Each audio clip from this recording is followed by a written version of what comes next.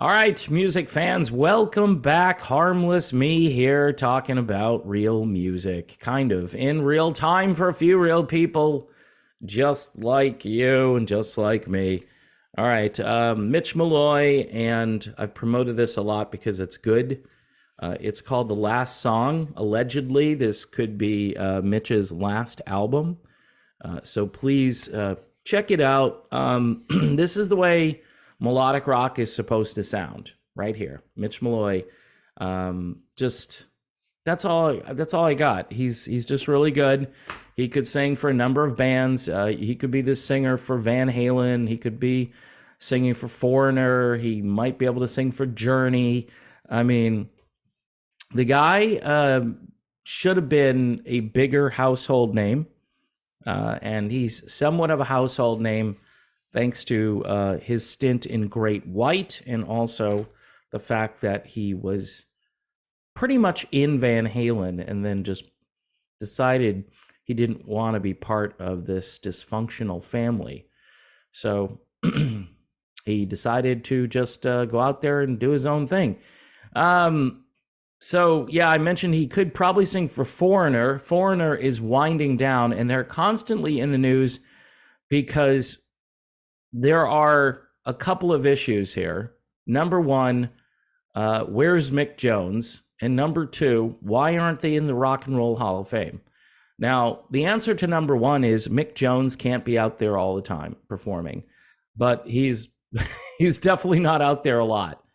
And when he's out there for a brief, I don't know, maybe a half hour, 45 minutes. If you're at a show, if you're at a Foreigner show and Mick Jones is there, you might want to time how long he's out there and let me know, just so we have accurate information. So in a new interview with the Houston Press, Foreigner singer Kelly Hansen addressed the fact that the band is not in the Rock and Roll Hall of Fame and has not even been on the ballot for consideration. And Kelly says what I've said. They cite as one of their criteria influence. Well, how many people have picked up a guitar and tried to learn Cold as Ice or Hot Blooded or sing I Want to Know What Love Is in a karaoke bar? This band has sold 80 million plus records. And that's real records. That's not streams or downloads. That is the definition of influence. Amen. Amen. He's preaching to the choir, folks. I am right there. Now, the article features some cut and paste journalism from prior articles, as do most of these rock articles, because they have to provide you with context. Because, you can't just read the latest information and make up your own mind. But there is one portion of the cut and paste journalism which talks about why they're not going to be in the Hall of Fame. And it's because of this guy, Jan Wenner from Rolling Stone, who apparently was a good friend of Mick Jones. And he told Mick and the manager of Foreigner, it would be a cold day in hell before Foreigner gets in the Rock and Roll Hall of Fame. That's the way it ended up. This is according to Lou Gramm. And sure enough, I bet you 20 years has gone by since that moment where Jan Wenner from Rolling Stone. See, Rolling Stone kind of controls the Rock and Roll Hall of Fame. If you notice, politically and musically, they both have the same philosophy. And the populist uprising of fans who say, I used to listen to REO Speedwagon. How come they're not in the Hall of Fame? Or Styx or Kansas. Now, Kansas, on raw and pure musical talent, especially their original lineup, holy crap, Batman, that's just such a travesty.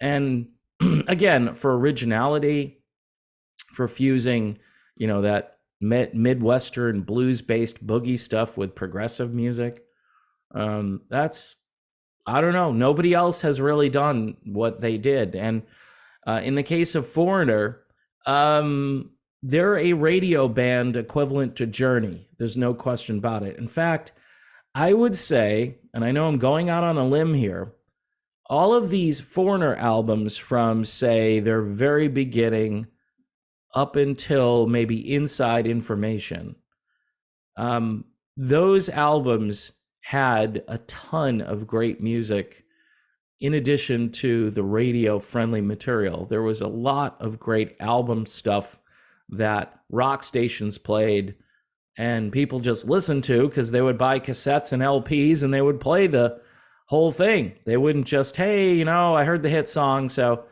because then why not buy 45s or cassette singles, or as we used to call them, singles in the old days.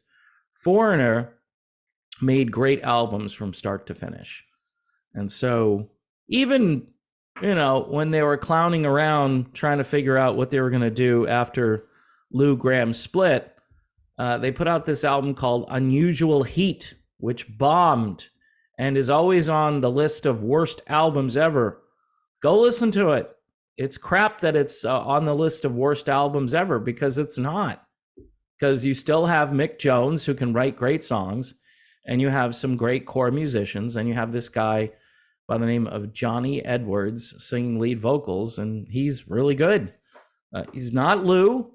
Few human beings are Lou Gramm. All right? They're just vocally very, very difficult. Kent Hilli, the guy from Perfect Plan, who's got a brand new album out there, he's pretty close. He's really good, and he should be on radio stations all over the world, but we don't cater to that kind of music anymore, and so people don't even know, and they should.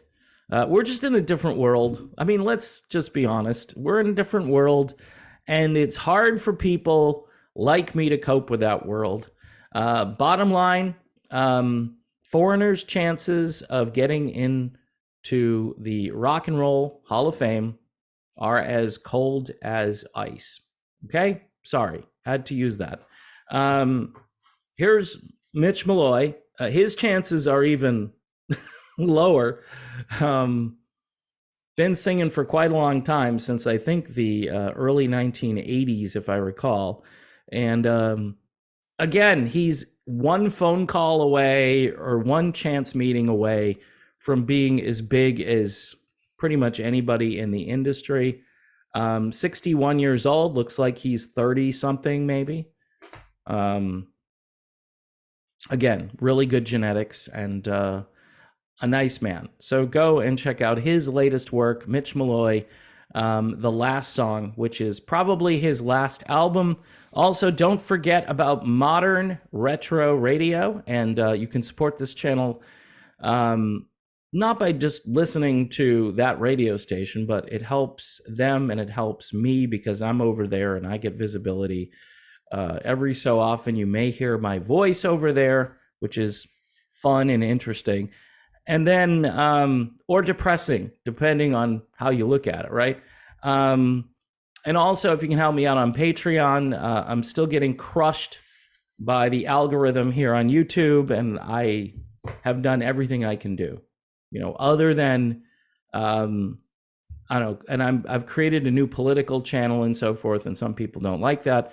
But in any event, you can support me by watching the videos, watching the advertising, also subscribing. If you're not subscribed to the channel, that's a big plus.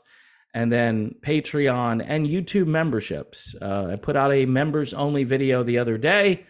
It did not go viral because I don't have that many members for it to go viral, but it was something for members. So the occasional members only video, no jacket included, but no jacket required. So if you have a members only jacket still from like 1984, you don't have to wear it when you're watching. Okay, just if you want to do a little video of yourself wearing it, I think that would be great. You can upload it and say, hey, I was watching Dave wearing my members only.